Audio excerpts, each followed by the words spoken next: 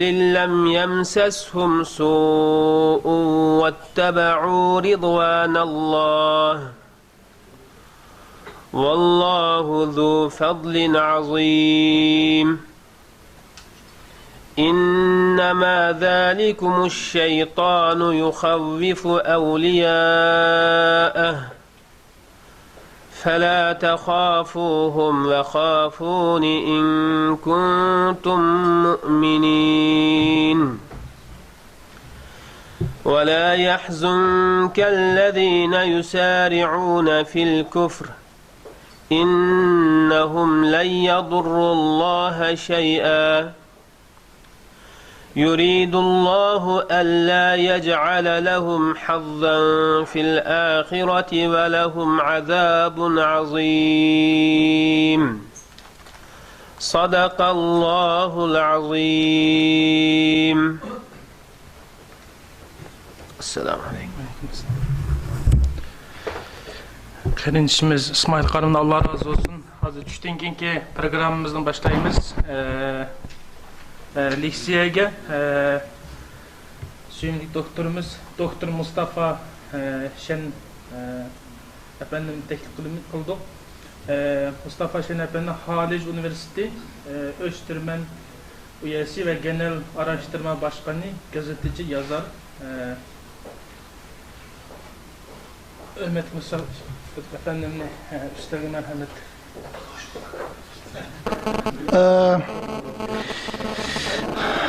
Bismillah. Öncelikle hepiniz Bolu'ya hoş geldiniz. Sonra Türkiye'ye hoş geldiniz, Anadolu'ya. Benim bildiğim kadarıyla 700 sene kadar önce benim dedelerim de oradan geldi. Karadeniz'e, İstanbul taraflarına ve Karadeniz taraflarına yerleştiler. Büyük dedem Hacı Abdullah Halife, Kanuni Sultan Süleyman'ın hocası, Yavuz Sultan Selim'in hocası. Yavuz Sultan Selim Trabzon'dayken onun oradaki hocası. Onun babasını biliyoruz, ondan öncesini biraz hayal meyal biliyoruz, çok bilmiyoruz. Bu biraz fazla bağırıyor.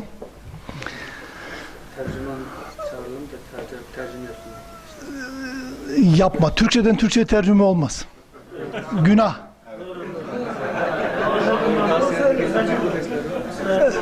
Bir dakika, beni kim anlamıyor? Bunu söyler misin? Beni kaç kişi anlamıyor? 3 kişi sayılmaz, 4, 5. Yok, sayılmaz. Kabul etmiyorum. Biliyorum, asıl Türkçe sizin konuştuğunuz Türkçe. Bizimkisi bozuk Türkçe. Bunun farkındayım. Hakkınızı helal edin ama Allah böyle yarattı. Sizi orada, bizi burada yaşatıyor ve diller farklılaşabiliyor zamandan zamana, coğrafyadan coğrafyaya. Anlamayanlar lütfen anlamaya çalışsın. Yanındakine sorsun, bir şey yapsın. Buradan çıkarken anlaşarak çıkalım inşallah. Doğu Türkistan bizim ana vatanımız, biliyorum. Orada büyük bir zulüm var, biliyorum. Elimizden burada çok şey gelmiyor, onun da farkındayım. Ya Allah bu tembelliğimizi, uyuşukluğumuzu, körlüğümüzü kaldırsın inşallah. Aslında Doğu Türkistanlı tanıdık arkadaşlarım, dostlarım var. En iyi tanıdığım, sizin de belki hepinizin tanıdığı Profesör Muhammed Ömer Nazar. Benim samimi bir ağabeyim, çok seviyorum kendisini. Benim aynı zamanda doktorum. Belki de burada onun torunu vardır ya da oğlu, kızı, bir şey var mı? Yok.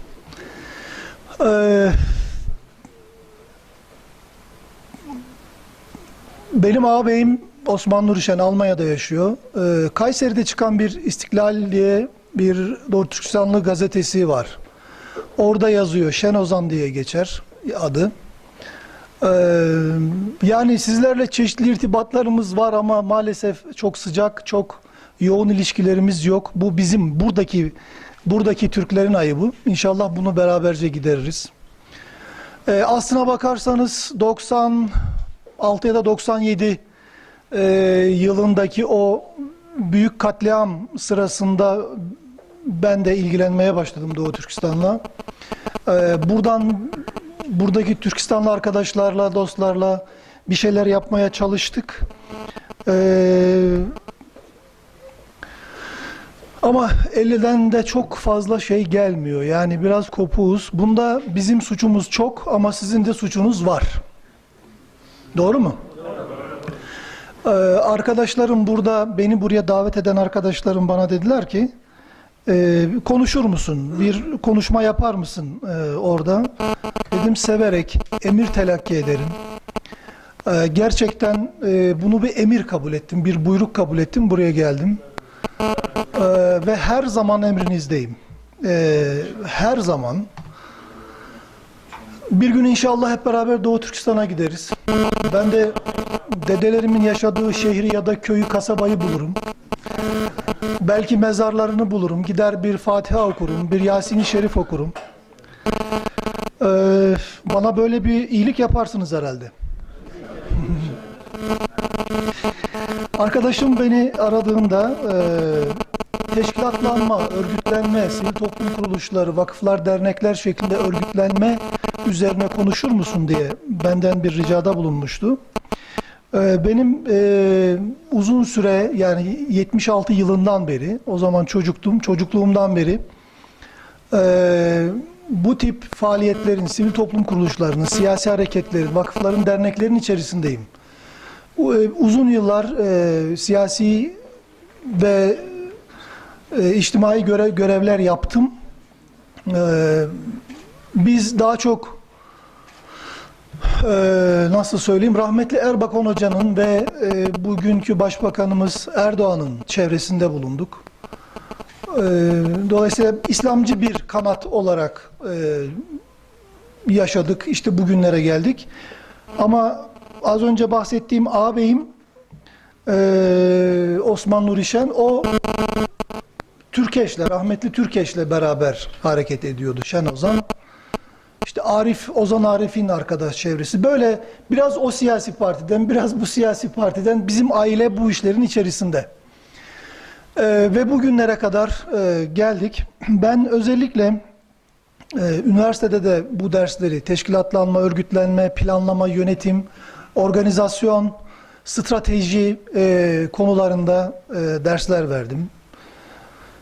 Hem fiili olarak hayatımda çeşitli kurumlarda başkanlık yaptım, hem de üniversitelerde bu dersleri verdim.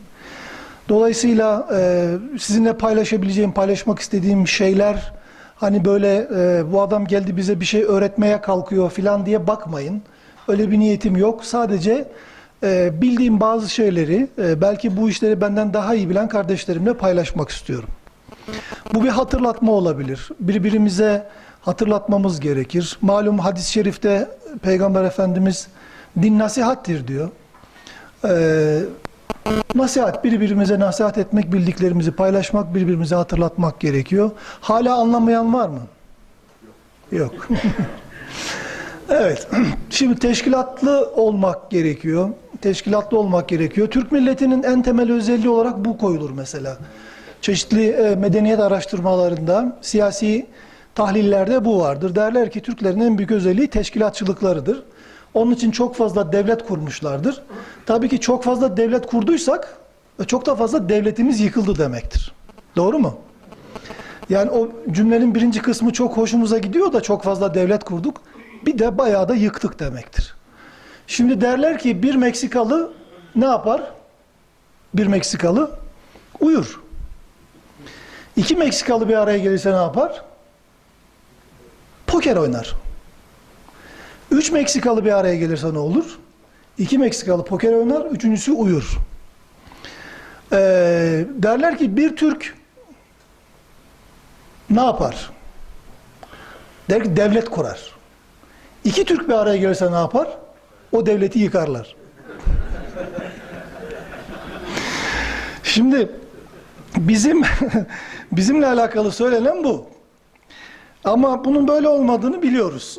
Hani o kadar da değil. 2 kişi bir araya gelince devlet kurulmuyor ya da yıkılmıyor. Ama aslında bunun böyle bir örneği de var. Mesela 2. Göktürk Devleti, Kutluk Devleti olarak bilinen 2.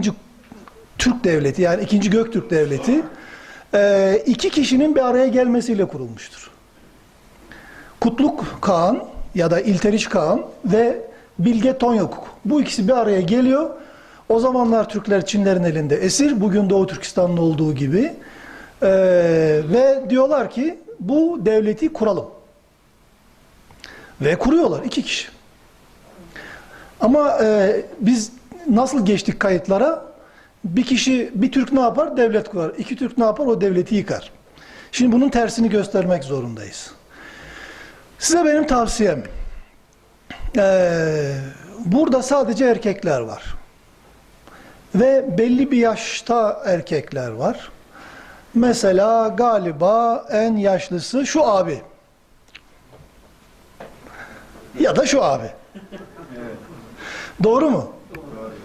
Bu arada Ömer Nazar'ın, Profesör Muhammed Ömer Nazar'ın yaşını bileniniz var mı? 60. Sana öyle geliyor abi. En az 300. Ben de dedi bana ki bir gün onda iftardaydık. Dedi ki benim babam çok genç yaşta öldü. Benim de kardeşim ölmüştü. 35 yaşında yetimleri büyüdüler işte şimdi. Benim hemen gözümün önüne o geldi. Kardeşim ve kardeşimin yetimleri dedim. Demek ki Ömer abi de bu benim yeğenler gibi yetim büyüdü. Sonra konuşmanın ilerleyen safhalarından birinde babasının 100 yaşında öldüğünü söyledi. 100 yaşında ölmüş de genç ölmüş. Dedim Ömer abi sen az önce ne dedin? 100 yaş gençtir dedi. Dedim yahu etme. Dedi ki ne olacak onun ebesi 146 yaşında ölmüştü. Dedim ne diyorsun? Büyük babam da 144 yaşında öldü dedi. Dedim Ömer abi ben şimdi sana kaç yaşında olduğunu sormayacağım.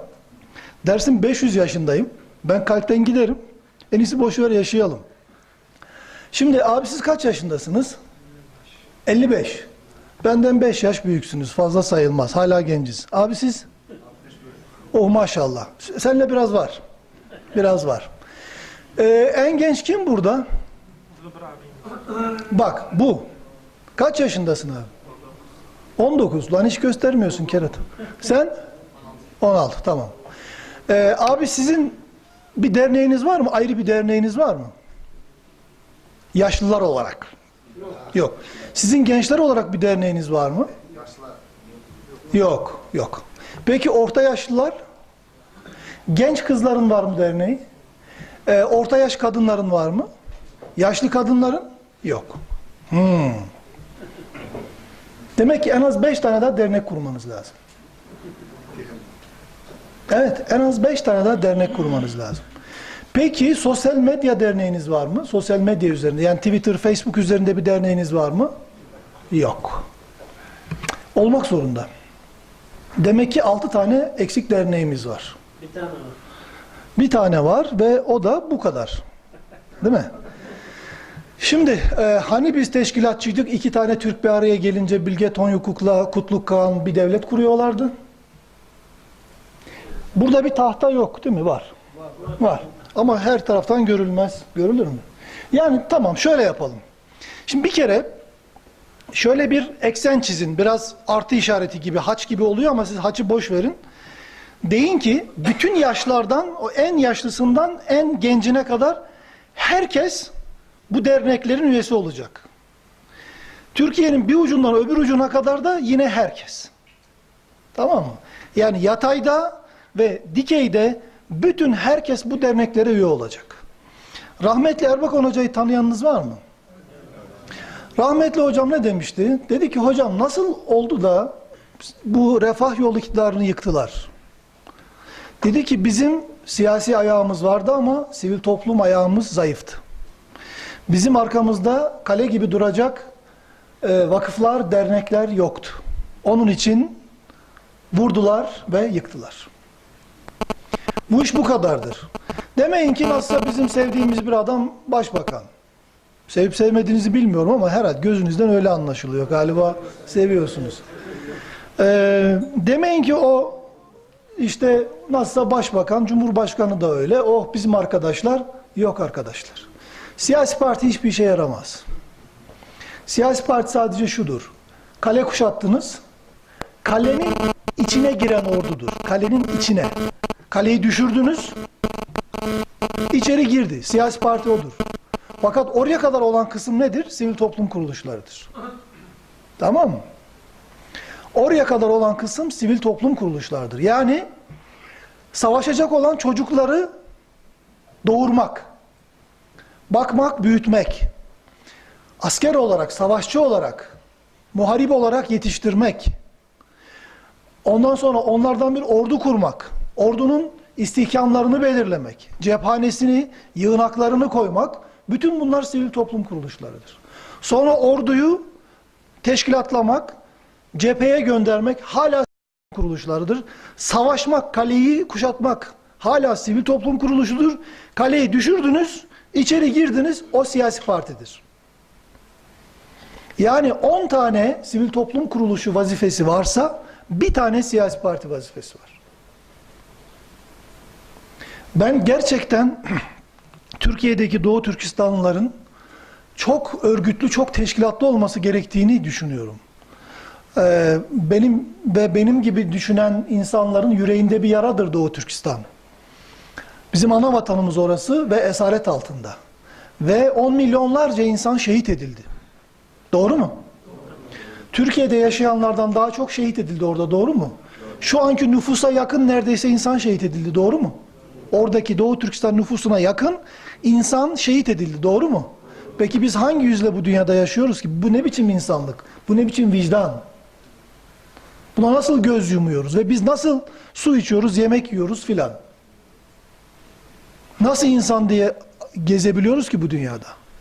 Bu olmaz. O zaman bir yerden başlamak lazım arkadaşlar. Gerçekten bakın, ilk yoklamada 6 tane dernek noksan çıktı. Doğru mu? Gençler, gidin birkaç tane, yarın, bugün ne günlerden? Çarşamba. Kaç gün buradasınız abi? Cuma. Gidin pazartesi günü, cumartesi kapalı, pazar kapalı. Pazartesi günü gidin 2 tane dernek kurun. Gençler. Deyin ki mesela ne derneği? Kulaklık Sallama Derneği. Doğu Türkistanlılar Kulaklık Sallama Derneği. Ya olsun. İnanın olmamasından iyidir. Tamam mı? Lan kulaklık sallama derneği mi olur? Vallahi olur. Adamlar Kanarya Sevenler Derneği kuruyorlar. İçeride masonik teşkilatlanma yapıyorlar. Siyasete etki ediyorlar. Yalan mı bu? Bu böyle. Abiler, onlara örnek olun. 2 dernekte siz kurun. Daha büyük abiler, siz de 2 dernek kurun. Anlatabiliyor muyum? Kurun, kurdurun. Ya 10 kişi olsun. Tamam mı? Şu şeyden vazgeçin. Eğer öyle bir alışkanlığınız varsa sakın bunu yapmayın. Bir dernek olsun, herkes bunun çatısı altında olsun. Hayır. Bak, elim var. Bir elim daha var. Başım var. Göğsüm var. Ayaklarım var. Midem var. Kalbim var. Bağırsaklarım var. Var da var. Bir sürü şey var.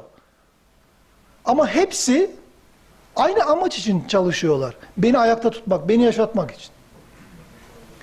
Her tarafım mide olsaydı yaşayabilir miydim? Her tarafım beyin olsaydı yaşayabilir miydim? Her tarafım göz olsaydı yaşayabilir miydim? O zaman Doğu Türkistanlıların Gözü Derneği, Doğu Türkistanlıların Kulağı Derneği, Doğu Türkistanlıların Burnu Derneği, Doğu Türkistanlıların Sol Eli Derneği, Sağ Eli Derneği, Ağzı Derneği, Dişi Derneği, anlatabiliyor muyum? Kurun da kurun. Ve bu dernekler, şimdi düşünün ki, Allah göstermesin, İnşallah bir daha olmaz, Doğu Türkistan'da kötü bir olay oldu. Marif Derneği çıktı, Taksim'de bir gösteri yaptı. Yaptı. Ama bir de şöyle dendi. Türkiye'de 50 tane Doğu Türkistan Derneği çıktı, Taksim'de 50 dernek gösteri yaptı. İkisi aynı şey mi? Ama her derneğin var 5 tane üyesi. Sorun değil. Kaç tane üyeniz olduğu sorulmuyor ki. Tamam mı? Ben şimdi buradan televizyona gideceğim. Diyelim bu olayı anlatacağım. Demeyeceğim ki A derneğinin 3, öbürünün 5 tane üyesi vardı. İşte geldiler oraya 150 kişi bir gösteri. Onu demeyeceğim ki. Diyeceğim ki 50 tane dernek bir araya geldi ve oradaki zulmü kınadı. Doğru mu? Olay bu. Şimdi bu son döneme kadar, yani şu internet, akıllı telefon, bilgisayar çağına kadar örgütlenme böyle fiziki olarak yapılıyordu. Fiziki olarak bir araya geleceğiz.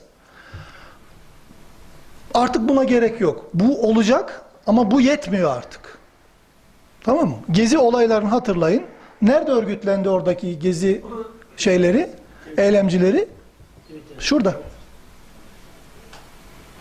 Şimdi bu dernekler olacak. Gideceğiz 10 tane daha dernek kuracağız. Ama bir şey daha yapacağız. Gençler özellikle hemen Türkiye'deki bütün Doğu Türkistanlıları şu cep telefonunda buluşturacak. Tamam mı? Hemen bir dernek kuracaksınız. Şu cep telefonuna bir dernek kuracaksınız. 10 tane kuracaksınız. 100 tane kuracaksınız. Hatta gidin herkes bir dernek kursun. Tamam mı? Her Doğu Türkistanlı genç internette bir tane dernek kursun. Tamam mı? Şimdi hiç kimse sizin kaç tane üyeniz olduğunuza bakmayacak. Diyecek ki 1000 tane Doğu Türkistanlı dernek. Tamam. Bunu yapın. Bu çok basit, çok ucuz. Hiçbir şeyden korkmayın. Şundan özellikle çekinmeyin. Ya biz burada şimdi geldik bir yabancı memlekette işte örgütleniyoruz. Derler ki siz burada ne yapıyorsunuz? Siz kim oluyorsunuz? Size bu Türkiye'de birisi derse ki sen kim oluyorsun? De ki ben senin babanım. Tamam mı? Ben senin babanım. O babanın geldiği yerden geliyorum. Tamam mı? Çekinmeyin, korkmayın. Ben senin babanım deyin. Ve örgütlenin. Hiç kimseyi dışarıda bırakmayın. Örgütlenirken, teşkilatlanırken düşülen bir hata var. Onun kaşını beğenmedim, o dışarıda kalsın. Bunun burnunu beğenmedim, o dışarıda kalsın. Yok öyle bir şey. Tamam mı? Burnu böyle olanlar ayrı bir dernek kursun, böyle olanlar ayrı bir dernek kursun. Tamam mı? Burun beğenmemek yok. Kimseyi dışarıda bırakmayın. Örgütlenin. Gün gelecek bir kişiye, bir nefere ihtiyaç olacak. Bunu unutmayın. Ve belki de kaderin değişmesine o bir kişi. O bir kişi belki de sebep olacak. Bilmiyoruz. Bir kişinin neler yaptığını ama biliyoruz tarihte.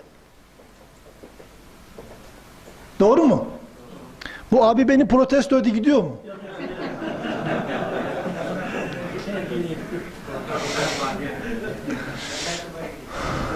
Ha? Dernek kurmaya mı gidiyor? Gerek yok. Şuradan gir ya. Kur derneği abi. Şuradan kur ya. İnternet derneği bu. De ki burnu böyle olan Türkistanlılar Derneği. De ki gözlüklü Türkistanlılar Derneği. Tamam mı? Şurada kur internette, Twitter'da bitsin. 2 dakikada kuruluyor. Tamam mı? Yapın bunları. Şimdi görüyorsunuz arkadaşlar. Görüyorsunuz ki Türkiye'den Doğu Türkistan'a bir fayda gelemiyor. Gelemiyor. Biz bir işe yaramıyoruz. Tamam mı? Oradan geldik, burada tuzumuz kuru, keyfimiz yerinde. Arada bir Taksim'de olay oluyor. Polis de 2 tane tokatlıyor. İş bitiyor. O zaman Doğu Türkistan'ın kurtarılması birinci dereceden sizin işiniz olmalı. Tamam, sizin vazifeniz olmalı. Biz de size yardım edelim. Ama sen oradaki köyünü, evini, dedeni düşünmezsen ben sana ne yapabilirim ki? Zaten yolu bilmiyorum yani. Bana yol göstermeniz lazım. Ama bunu söylüyorum. Her zaman emrinizdeyiz. Bak şurada İHA'yı görüyorum. Bakın İHA var orada. Onun kurucularından biri benim. Başkanı olan Bülent benim can dostum. Biz İHA'ya yardım ediyoruz. O da her tarafa yardım ediyor. Tamam. Bu şekilde ediyoruz ama ne kadar işe yarar bu? Siz halletmelisiniz. Türkiye'de ne kadar Doğu Türkistanlı var? 300 bin. Bunun yarısı erkek mi? Bunun en az yarısı, yani 75 bin kişi, yarının yarısı bir savaşta eline silah alıp savaşabilir mi? Savaşabilir. Bitmiştir. Siz bir ordusunuz zaten yani. Niye gidip kurtarmıyorsunuz vatanı? Ha? Hazırlanıyoruz. Daha dernek kuracağız diyorsun. Karpuz keseceğiz. Kıymetli abiler, işin latife tarafı tabii ki bunlar. Gidip bir yerde savaşmamız gerekmiyor. Artık savaşmak gerekmiyor zaten. Şu cep telefonu hallediyor her şeyi. Tamam mı? Buna akıllı güç diyorlar. Akıllı güç. İngilizcesi smart power. Amerikalıların uydurduğu bir kelime. Smart power. Yani akıllı güç. Artık iki tane füze atıp karıştırmadı Amerika Türkiye'yi. Neyle karıştırdı Taksim'i? Twitter'la ve CNN'le. Bir televizyon kanalı, bir sosyal paylaşım sitesi. Bakın bu kadar basit. Bu size inanılmaz geliyor. Ama Hillary Clinton'ın 2012 yılında yazmış olduğu Smart Power isimli makalede bunu aynen yazdı. Ben okudum televizyonda millete onu. Diyor ki bundan sonra devletlerle birebir ilişkimiz olmayacak devletlerle. Devletlerin, bütün dünyadaki devletlerin vatandaşlarıyla birebir ilişkimiz olacak. Bakın başkanla, cumhurbaşkanıyla irtibat kurmayacak diyor. Biz vatandaşlarla ilişki kuracağız ve bunu Twitter üzerinden yapacağız. Açın bakın, yazın internete Hillary Clinton, derginin adı New Statesman, makalesinin adı Smart Power. Bu kelimeleri yan yana yazdığınız zaman internette makale karşınıza çıkacak. Makalenin ortalarında bir paragrafta bu aynen yazıyor. Gösterdim televizyonda. Tesadüf mü Gezi Parkı olayları? Kadın zaten demiş Amerikan Dışişleri Bakanı. Bakın bir sosyal paylaşım sitesi Twitter ve bir televizyon kanalı ülkeyi karıştırmaya yetti. Peki sizden 75.000 Twitter kullanıcısı çıkmaz mı arkadaşlar? Var mıdır? Örgütleyin o zaman. 300.000. Babaanneler bile Twitter kullansın. 5 yaşındaki çocuk bile Twitter kullansın. Sosyal medyayı kullansın. İnternet kullansın. Derneğinizde, vakfınızda en çok yapmanız gereken şey internet okur yazarlığını artırmak. Bak az önce Kur'an okudu kardeşimiz. Bu çok güzel bir şey. Çok güzel bir şey ama yapmamız gereken bir şey daha var. Kur'an okumayı bileceğiz ama internet okur yazarlığımız da olacak. Artık güç o. Smart power yani akıllı güç.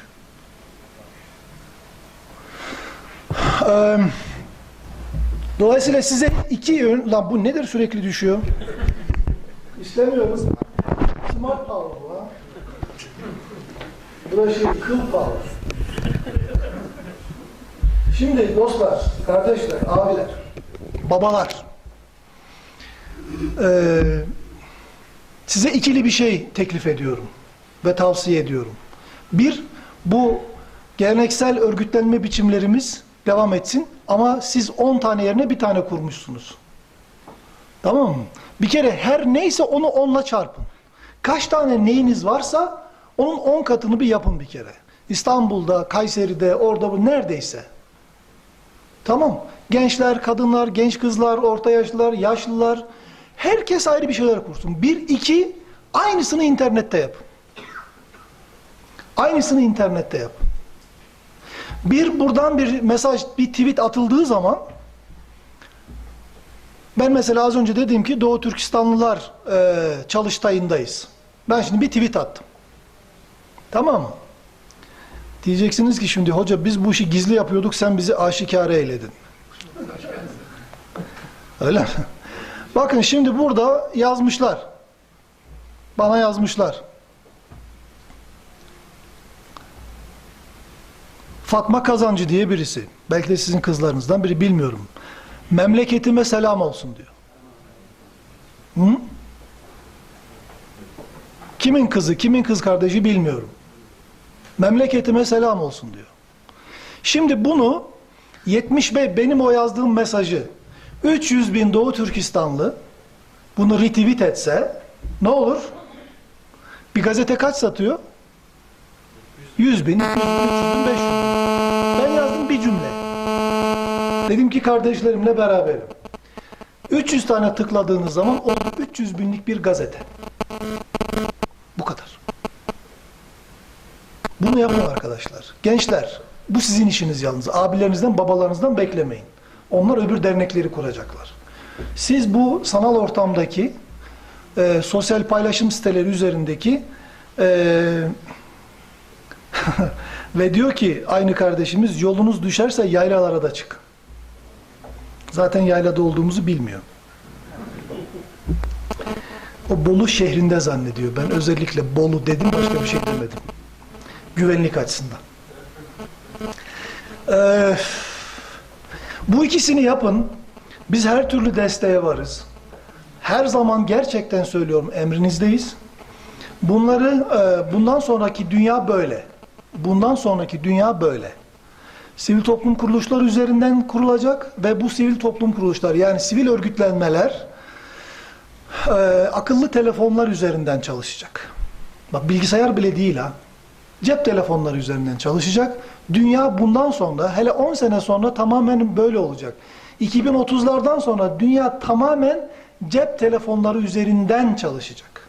Ve 20-30 sene sonra cep telefonları için böyle bir cihaz taşımayacağız. Şurası cep telefonu olacak. Tamam. Şu derinin altına o yerleştirilecek. Biyoteknolojiyle. Şurası cep telefonu olacak. Anlatabildim mi? Bir sonraki aşamada cep telefonu şurada olacak. Şurada. Hayır, gözlüğe gerek yok. Göze yerleştirilen bir şeyle, çiple, kafaya yerleştirilen bir çiple, ekranı ben şurada görüyorum. Baktığım zaman mesela dedim ki açıldı. Tamam mı? Abinin adı olsun Ahmet Alioğlu. Ahmet Alioğlu'nu arayacak. Diyeceğim ki Twitter'a bağlanacak. Ben şurada göreceğim onu. Şu gözlükte gördüğünüz gibi. Nerede gözlüğün abi senin? Gözlüğüm yok mu? Tamam. Şurada gördüğünüz gibi ama gözlük şurada, havada. Şurada göreceksiniz onu. Ve dünya buradan yönetilecek. Buna bugünden hazırlıklı olan kazanacak. Biz hala domatesi nasıl kızartırız, patatesi pişiririz diye düşünürsek olmaz. Tamam. Bunları geçelim. Onların devri bitti.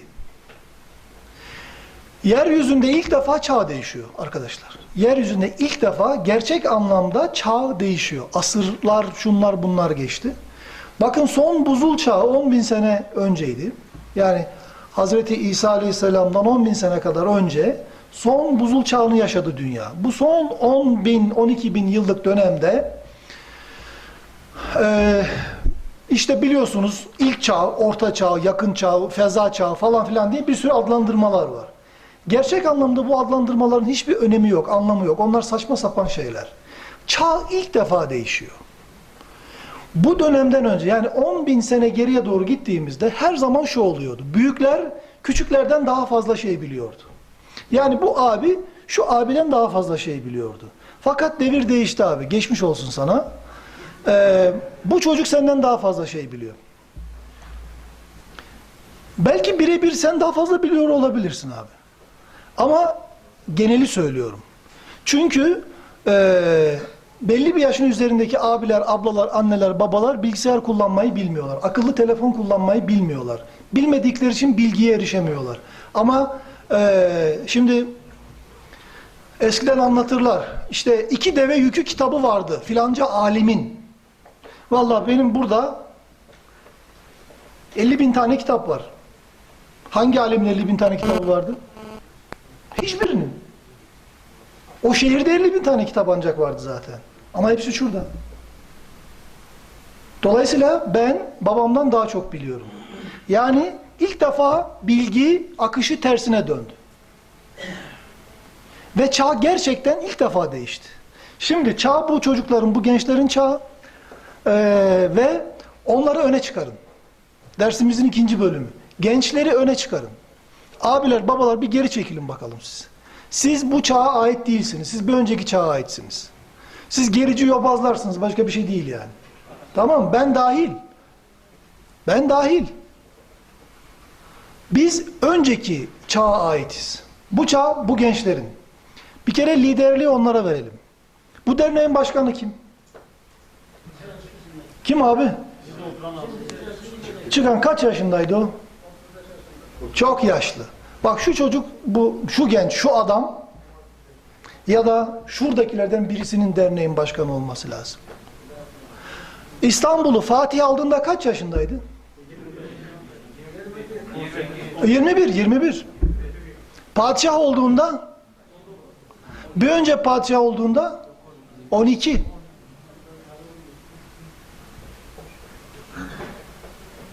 Şimdi dedelerimiz koca bir imparatorluğu, koca bir devleti 19 yaşındaki çocuğa veriyor. Diyor ki sen buna başkanlık et.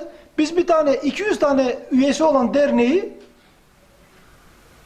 veremiyoruz. Niye? Beceremez. Tabii ki beceremez. Çünkü sen orada otur küflen. Tamam. Gençlere devredin bu işleri. Onları ön plana çıkarın. İnanın birkaç hata yapacaklar ama o hatalar size göre hata. Sizin doğruyu bildiğinizi kim söyledi ki? Size vahiy mi iniyor? Ayet mi geliyor size? Siz kendi ezberlerinizle konuşuyorsunuz. Bu eleştirileri kendi buradaki derneklerimizde, vakıflarımızda, partilerimizde yapıyorum. Onun için Saadet Partisi'nden kovuldum. Dedim ki yahu şimdi beni söyletmeyin. Ben bu Erbakan Hoca'dan daha iyi yaparım. Dediler ki yapamazsın. Dedim yaparım. İspatım da şu. Erbakan Hoca gibi bir hocası yoktu ama benim var. Tamam. Şimdi diyorum ki ben bu işi Tayyip Erdoğan'dan daha iyi yaparım. Diyorlar ki yavaş ol. Diyorum yaparım çünkü Tayyip Erdoğan gibi bir abisi yoktu ama benim var. Ben daha şanslıyım, onlar şanssız. Tamam. Sizin gibi abileriniz yoktu ama bu çocukların var. Bırakın onlar yapsınlar. Tamam mı? Siz ancak patates yetiştirirsiniz, domates yetiştirirsiniz filan, tamam mı? Ama o gençler şu bir telefonla dünyayı değiştirirler. Patates yetiştiremezler ama o başka. Patates yetiştiremezler ama dünyayı değiştirirler. Bırakın değiştirsinler. Çocukların önünde durmayın. Tamam? Onları destekleyin. Yaparlar. İnanın yaparlar. Sizden bizden daha iyi yaparlar. Zaten eski bir Türk atasözü nedir? Oğul atayı geçmezse işler yürümez. Hadi bunun Doğu Türkistan Türkçesiyle söylenenini söyle bana abi. Oğul dadısını aşmak lazım. Dadısındaki iş yürümez. Aynı. Anladım. Dadı. Ata diyoruz değil mi? Ata kelimesini kullanıyor musunuz siz? Hangi anlamda? Baba. Anladım. İşte oğul babasını geçmezse, oğul atasını geçmezse işler yürümez. O zaman bırakın bu gençler abilerini, babalarını geçsinler ki işler yürüsün. Doğu Türkistan nasıl kurtulacak başka türlü?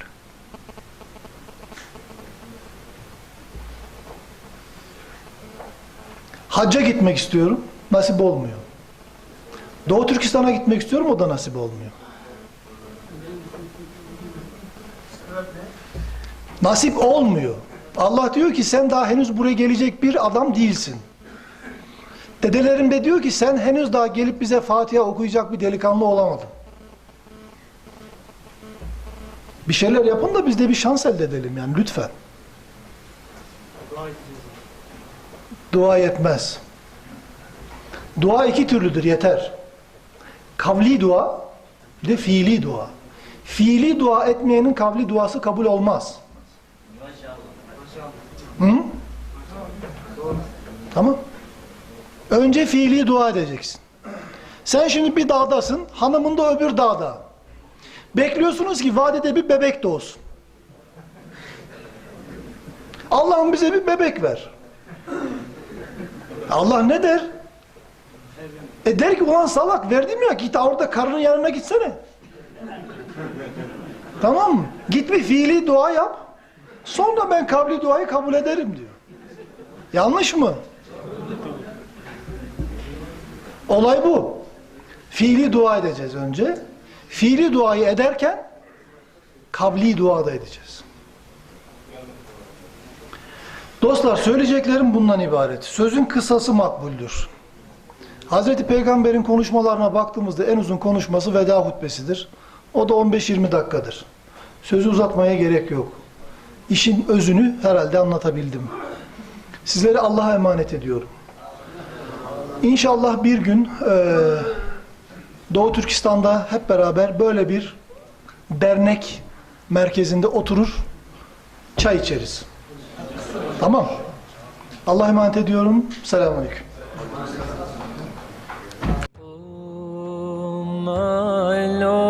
My sins are like the highest mountain.